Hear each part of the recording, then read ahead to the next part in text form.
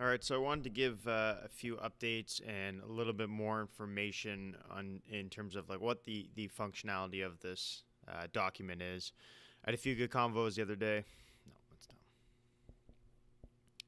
All right, so I wanted to go into a little bit more detail. I've had some feedback about the customization process and how to actually use this program. So we're going to go into that a little bit right now. If you click on the home screen, one of the big things that that came back was the ability to potentially mess up or change any of these formulas. So what I've done now is protected the sheets, which means that if you go to try to click on, one of these boxes where there is a formula and you try to update it, try to input something, it'll give you an alert to say that the sheet is protected and you can't make a change. I think that's a good thing.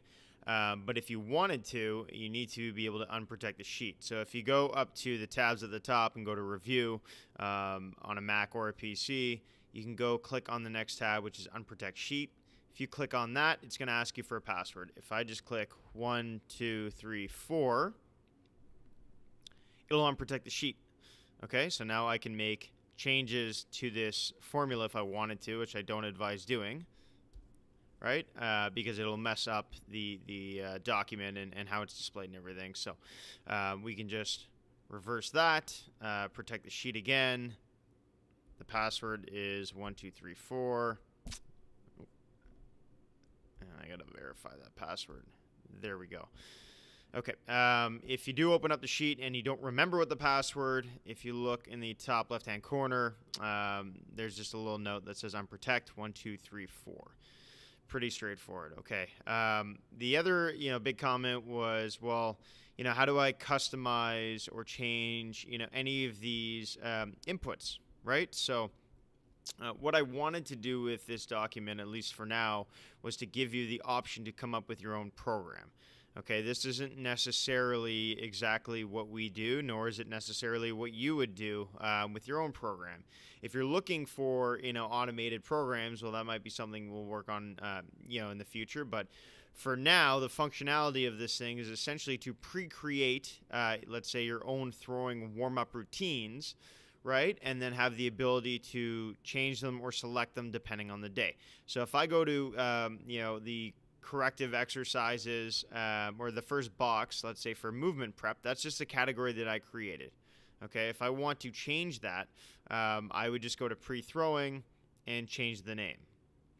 Okay, so if we go back here and, for me, movement prep might be controlled articular rotations, it'll automatically pop up with what we're doing first. Okay, if you don't like that, you can change that to nothing if you don't want to do anything. If you want to customize your own or create your own, all you have to do again is go to the pre-throwing tab at the bottom and then change the custom setting 1 to whatever you want, right? So if I want to just do, instead of crocodile breathing, I want to do supine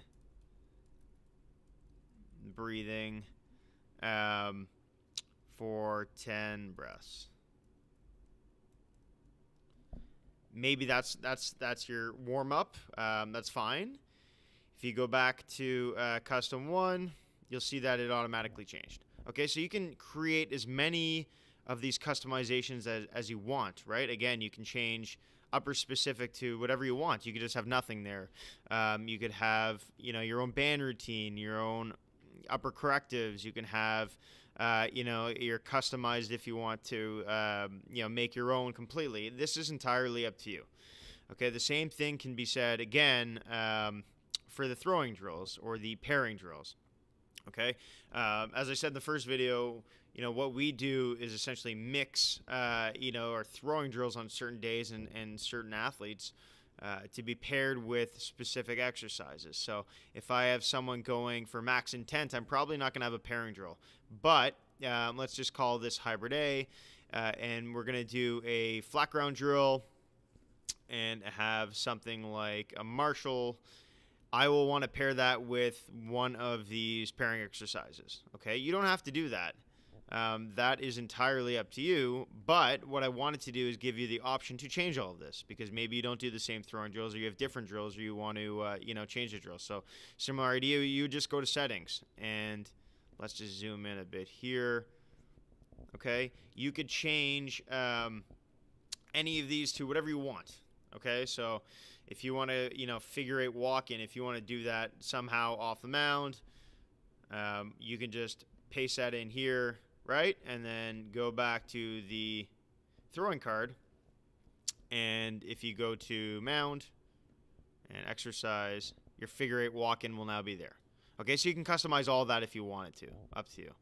The last thing that I will bring up now is no, we don't have videos for any of this stuff and how to program it, but that will be coming in the future.